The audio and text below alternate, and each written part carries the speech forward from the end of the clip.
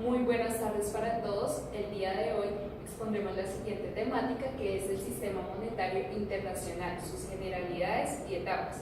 Esta exposición se encuentra a cargo de Lina Alexandra Raquena Ramírez, Erika Daniela González Telles, Laura Alejandra Molano y quienes hablan, Tania Clavero.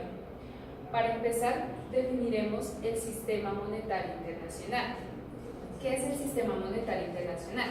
Es el conjunto de acuerdos internacionales, instituciones, mecanismos, reglas y políticas establecidos para efectuar pagos internacionales, acomodar flujos internacionales de capital y determinar el tipo de cambio. Para que el sistema monetario internacional funcione con éxito se necesitan de 3 requerimientos. El primero de ellos es la cooperación entre gobiernos, el segundo, sacrificar parte de la soberanía nacional y por último se necesita de subordinar intereses nacionales en pos del bien común. Dentro de los objetivos que persigue el Sistema Monetario Internacional se destaca el marco común, que se refiere a la creación de normas y acuerdos a nivel internacional. El segundo es la convertibilidad, en él se asegura un sistema de intercambio internacional, seguido de la liquidez, que es proporcionar la suficiente liquidez, valga la redundancia, para que los flujos entre las naciones no se vean restringidos artificialmente, seguido de los ajustes, que es la corrección a la balanza de pagos de algunos países, y por último, medios de pagos mundiales, que es la creación y el diseño de medios de pago internacionalmente aceptados. De las instituciones que componen el Sistema Monetario Internacional se destacan las internacionales y las regionales. En las internacionales encontramos el Fondo Monetario Internacional, el Banco Mundial, el Banco de Pagos Internacionales. En las regionales encontramos el Banco Interamericano de Desarrollo, el Banco Africano de Desarrollo, el Banco Asiático de Desarrollo, la Organización para la Cooperación y el Desarrollo Económico (OCDE) y la Unión Europea. Dentro de un momento vamos a juntar más sobre el tema de Banco de Pagos Internacionales para que su noción sobre el mismo sea mucho más clara y amplia. El tipo de régimen cambiario que maneja el Sistema Monetario Internacional se clasifica de la siguiente forma. Está en fijo y el flexible. En el fijo, el Banco Central inicialmente establece un valor y después interviene en el mercado cambiario para mantenerlo. El debilitamiento de una moneda frente a otra, en este caso se dice devaluación, dado que este cambio es proporcionado por una política monetaria establecida por el Banco Central. El siguiente tipo de cambio es el flexible, que en este caso también el Banco Central establece su valor inicial, pero el nivel cambiario está determinado por las fuerzas del mercado. La depreciación se le dice a una moneda que se encuentra debilitada frente a otra, porque en este caso el nivel cambiario lo determinan las fuerzas del mercado. Ahora bien, para conocer a fondo el Sistema Monetario Internacional debemos ahondar en sus etapas. El Sistema Monetario Internacional consta de 4 etapas. La primera, que está comprendida entre 1875 y 1914 y es denominada el patrón oro. La que sigue entre 1918 y 1939, que se denomina el periodo entre guerras. La que sigue 1944-1971, sistema de Bretton Woods, y la que se instaura posteriormente, que es el Sistema Monetario Internacional actual. Ahora bien, ¿en qué consiste la etapa del periodo de oro clásico o la etapa del patrón oro? Desde sus comienzos, el oro fue utilizado como unidad de cuenta o unidad de depósito, lo que hizo que el oro se convirtiera en una base monetaria y que fuera utilizada para realizar las transacciones. Esto se estabilizó en Londres hacia el año de 1971, lo que convirtió a Londres en el centro financiero mundial, o como se conoce hoy en día como la City. En este periodo existía un tipo de cambio fijo, en el cual una onza de oro equivalía a $20,67, o en el caso de Londres, una onza de oro equivalía a 4,35 libras esterlinas. En el caso contrario, una libra de oro costaba $4,8665 y en el caso de Londres costaba 0,2055 libras esterlinas. En este periodo, la cantidad de oro determinaba cuál era era el valor de la unidad monetaria de los países. Esta se determinaba bajo la oferta monetaria que tuvieran los países. En ese sentido, un país con baja oferta monetaria tenía pocas reservas de oro y tenía precios bajos del mismo, y un país con alta oferta monetaria tenía altas reservas de oro y un precio elevado del mismo. Por lo tanto, cuando un país entraba en déficit en su balanza de pagos con otro país, entraba en un déficit y existía una salida de oro, lo que hacía que existiera una reducción del oro y disminuyera sus precios. En el caso contrario, el país que recibía este oro aumentaba su oferta monetaria, elevaba los precios internos y tenía un superávit en su balanza de pagos. Bueno, el ajuste de los desequilibrios bajo el patrón oro, bajo este periodo denominado patrón oro, en este caso era automática, lo que nos quiere decir que la balanza de pagos, valga la redundancia, era automática, la corrección se hacía automática, por medio de que si un país tenía sus reservas de oro bajas, tenía que salir a traer más oro para mantenerlas en un equilibrio. Por el contrario, si un país tenía mucho aumento de sus reservas de oro, tenía que salir a liberar el oro fuera de su nación. Pero esto no funcionaba dado que no tenían en cuenta las tasas de interés, no tenían en cuenta los precios internos y tampoco los precios pues, de las transferencias internacionales por estas operaciones. Dado esto, para la corrección de el ajuste real bajo el patrón oro, en el ajuste real bajo patrón oro, sí ya tener en cuenta las tasas de interés, los precios internos y los precios también por las transferencias del movimiento de oro fuera del país o también al traerlo para aumentar sus reservas de oro. Esto hacía que realmente la balanza de pagos tuviera una muy buena corrección y se ajustara a lo que necesitaba la nación. Ahora bien, entre 1914 y 1918 se da lo que es el declive del patrón oro. En este periodo se caracteriza principalmente porque los países necesitaban fondearse para la guerra, necesitaban comprar insumos y llevar pues, su gente a la guerra para que se estaba desarrollando. ¿Qué sucedió? Que para eso necesitaban financiarse y el dinero que tenían no era suficiente para poder realizar estas transacciones. Y los países empezaron a imprimir dinero en papel moneda, pero resulta que este papel no era respaldado por las reservas de oro que tenían los países. Ahora, el periodo entre guerras, finalizando la Primera Guerra Mundial y antes de iniciar la Segunda Guerra Mundial.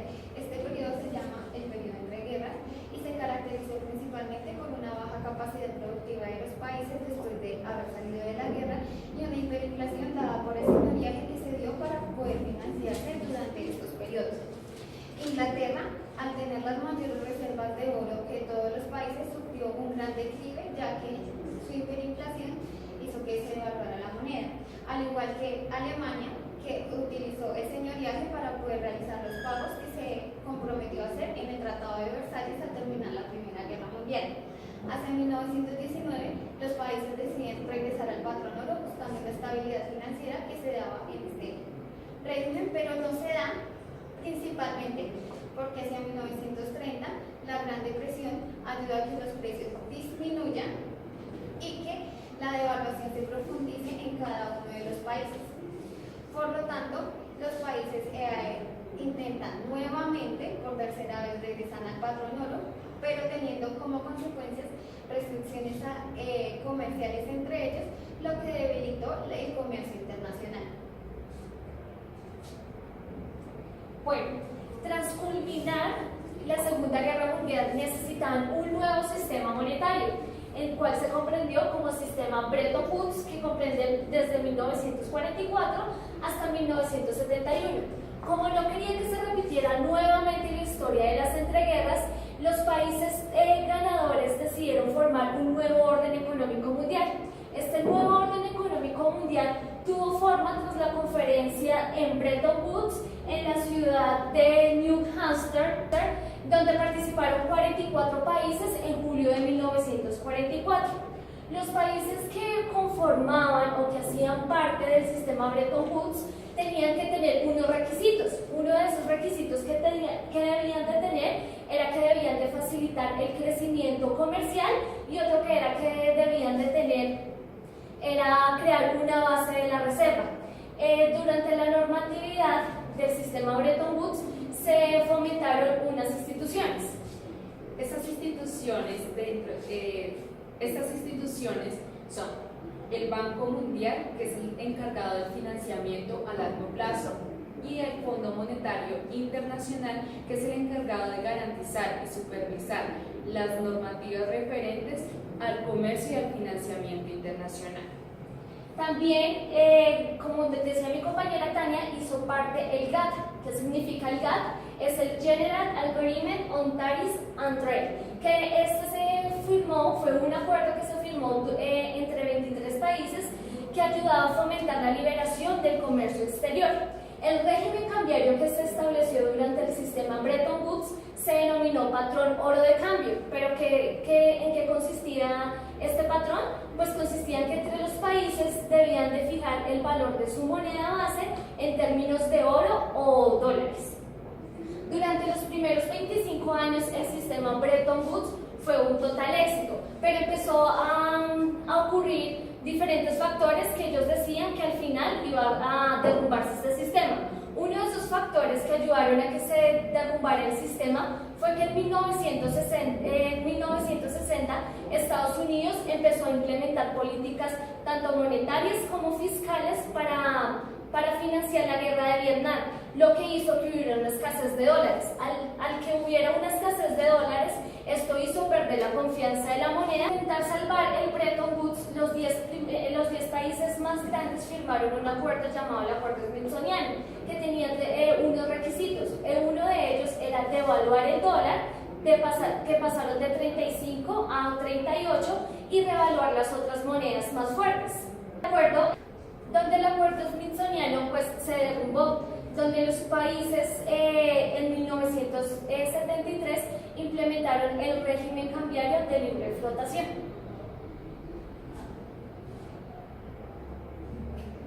Bueno, al finalizar el sistema de Bretton Woods, como le dijo mi compañera, se produjo en 1971 bajo el mandato del presidente estadounidense Richard Nixon, el cual después de la guerra de Vietnam, como ella decía, necesitaba pues financiarse. Todas las monedas en este caso estaban respaldadas, estaba inundado de dólares, había una baja de dólares, pero las monedas tenían respaldo en oro. En ese momento la decisión fue que no podían convertir ya el papel moneda, las naciones que lo tenían no lo podían convertir en oro. Ellos cerraron la ventanilla a estos bancos centrales para hacer estas transacciones. Por tanto, decidieron imprimir papel de dólares estadounidenses y llenar el mercado. Se estima que cerca del 60% de las reservas internacionales mundiales están en dólares. En 1973, luego del Acuerdo Smithsoniano, damos comienzo al sistema monetario internacional, el cual nos presenta una autonomía en los bancos centrales, reducir deuda pública y en las finanzas públicas. Esto se da también por los cambios que tiene constantemente la economía en los últimos 20 años. Los cambios han sido constantes y globales. Podemos intuir también que Estados Unidos, que era una de las potencias mundiales, ya aún lo sigue siendo, pero su declive ha sido mucho mayor. No porque esté en decadencia, sino porque el aumento de los países asiáticos en cuanto a su producción y a sus operaciones ha sido muy abundante y ha sido creciente en los últimos 20 años. Se modifican constantemente los precios de los principales actores de los mercados de capitales, como son petróleo, crudo y las reservas como pues, maíz, materias primas. Luego de esto, bueno, claro, el FMI, el Fondo Monetario Internacional, el cual se había creado en su momento para dar celeridad a los pagos que tenían que ver con los tratados que surgieran por el acuerdo de paz después del término de la Primera Guerra Mundial, pues tenía que cambiar porque ya su objetivo principal no podía ser logrado. Tuvo que empezar a cambiar sus políticas y en este momento en el sistema sistema monetario internacional actual está dedicado a controlar política y fiscalmente a los bancos internacionales centrales. Además de esto, también para impulsar el desarrollo productivo de cada país, encontrar los puntos débiles de cada nación y asimismo también pues dar una opinión de cómo mejorarlos. A cada país que en su momento, pues ya luego vinieron todas las crisis, cada país que se adjuntara al Fondo Monetario Internacional debía firmar una carta o un tratado donde se comprometía a mejorar pues esto que habían encontrado.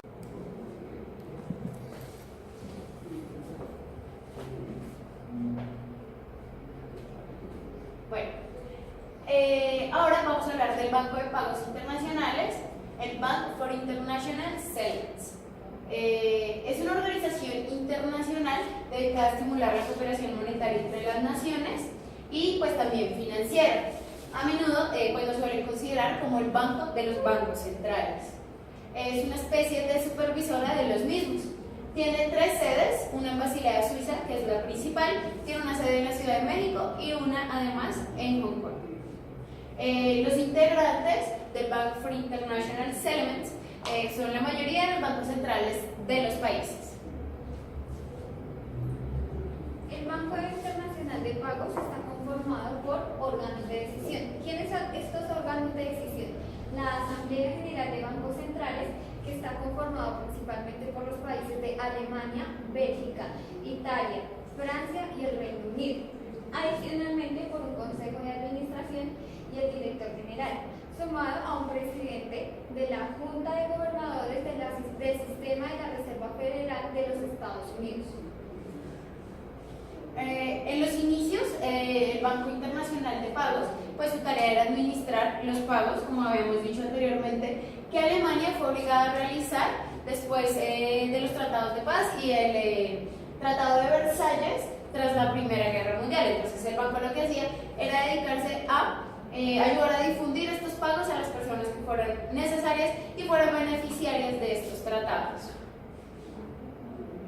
Bueno, el objetivo y las funciones principales del banco es dar estabilidad financiera y monetaria. Esto lo hace con la ayuda de los bancos centrales. ¿Pero por qué? Lo hace con esta ayuda para que exista como una cooperación en escala financiera. Este es el objetivo principal del banco, que es la estabilidad financiera y monetaria. Las funciones del banco se dividen en 3.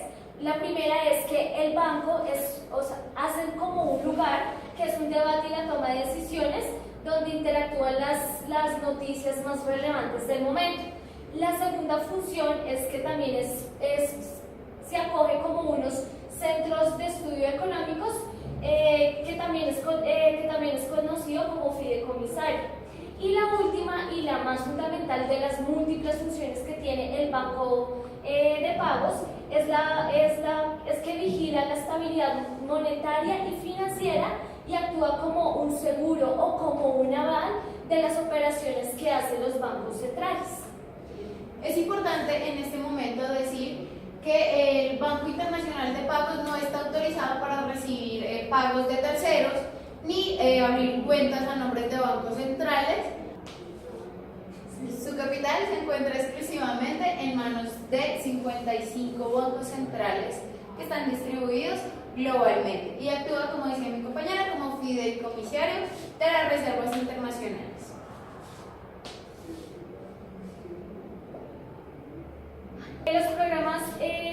Los programas de reuniones y los procesos de Basilea pues, se reúnen bimestralmente, donde se unen los gobernantes y los altos cargos de los bancos centrales y examinan los acontecimientos más recientes. También existe el proceso de Basilea, donde en el proceso de Basilea se remite el papel que desempeña el Banco de Pagos a la hora de escoger o auspiciar la labor de las secretarías internacionales que trabajan en pro de la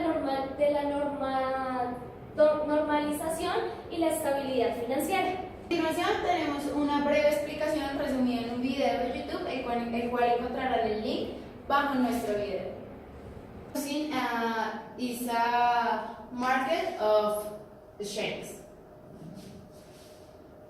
No, The Monetary Authority of Singapore supervises all the entities financiers that are included in the financial system of Singapore. The structure of the Singapore market provides financial service based in stocks, bonds, guarantees that is provided to other entities financiers that is located in Singapore. The finance trade are foreign market, derivative products, capital market activities, syndicate loans, warranty subscription, fusions and acquisitions, securities trading, financial advisory service, and specialist insurance service. The Singapore operation is based on the Siemens system. Today, volume its value is 19.87 millions, and advancers and decliners is for 48 other 13. The index that make business in Singapore is called Nikkei.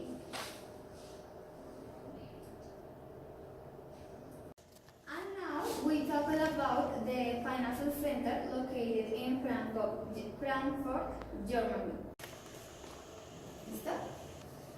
Frankfurt has the most important stock exchange of all Germany, with a total trade volume of 2,100 of euros, intended for the exclusive negotiations of stocks and bonds and convertible securities, or that grant acquisitions for subscription rights. The index of the Germany is the DAX. The traducing is Deutschen Aktienindex.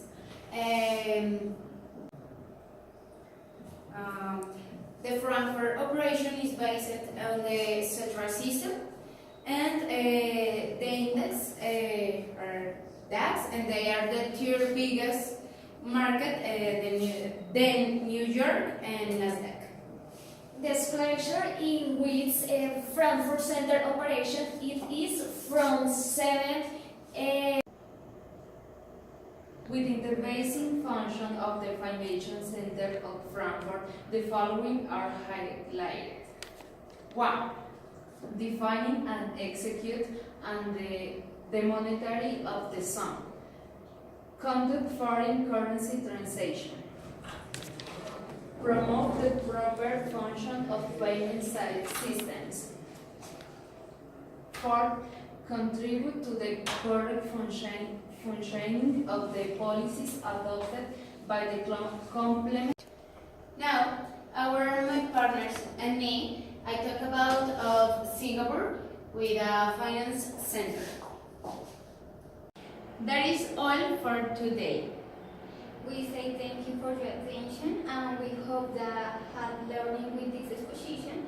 And if you had questions, we hope that can answer this. The schedule in which Singapore Center operates is from 9 a.m. to 3 p.m. It should be noted that the Financial Center of Singapore is the largest currency exchange center in the world. Therefore, financial service account for 11.6% of GDP.